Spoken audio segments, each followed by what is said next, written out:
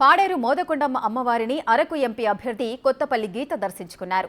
కేవలం అమ్మవారి దర్శనం కోసం పాడేరు రావడం జరిగిందని, నామినేషన్ వేసే ముందు సెంటిమెంట్గా అమ్మవారి పాదాల వద్ద నామినేషన్ పత్రాలను ఉంచి సంతకం చేయడం జరిగిందని ఈ సందర్భంగా ఆమె తెలిపారు. వైసీపీ ప్రభుత్వంలో ప్రజలు అనేక ఇబ్బందులు పడ్డారని విమర్శించారు. 10 తలల రావణాసురుడిని అంతం చేయడమే మనందరి కర్తవ్యమన్నారు.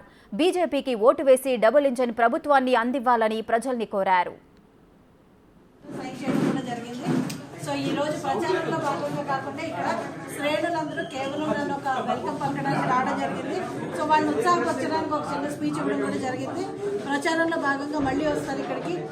అమ్మవారి ఆశీస్సులతో ఈ రాష్ట్రానికి, ఈ దేశానికి, ఈ కాన్స్టిట్యున్సీకి మంచి జరగాలి. ఎందుకంటే గిరిజనులు చాలా విధంగా నష్టపోయిన పరిస్థితి ఈరోజు చూస్తున్నాం. కాబట్టి చాలా మంది గిరిజనులు ఈరోజు కడుపు మంటతో ఉన్నారు.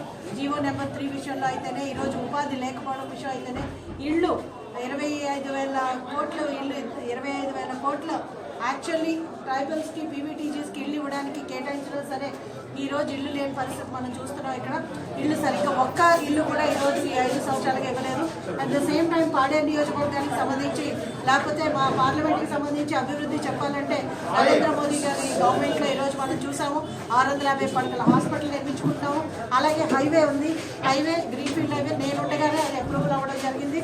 ఇప్పుడు వరకు మనం ప్రధానమంత్రి గ్రామీణ సడక్ యోజన ద్వారా వేల కొద్ది నిధులు తెచ్చుకున్నాము, అభివృద్ధి చేసుకున్నాము, గిరిజన సప్లాన్లకి తెచ్చుకున్నాము, ట్రైపాల్కి తెచ్చుకున్నాము, జల్ జీవన్ మిషన్ ప్రతి ఇంటికి నీళ్ల కోసం మనం పోరాడాము, తెచ్చుకున్నాము. అండ్ మోడీ గారు కూడా ప్రతి ఒక్క గిరిజనులకి ఆఖరి బొట్టు వరకు కూడా వాళ్ళకి బిందు వరకు వాళ్ళకి చేరాలని చెప్పి ఒక సంకల్పంతో ముందుకెళ్తున్నారు నరేంద్ర మోదీ గారికి. ఈరోజు ఆదివాసులు, మహిళలు 2 కళ్ళతో సమానం.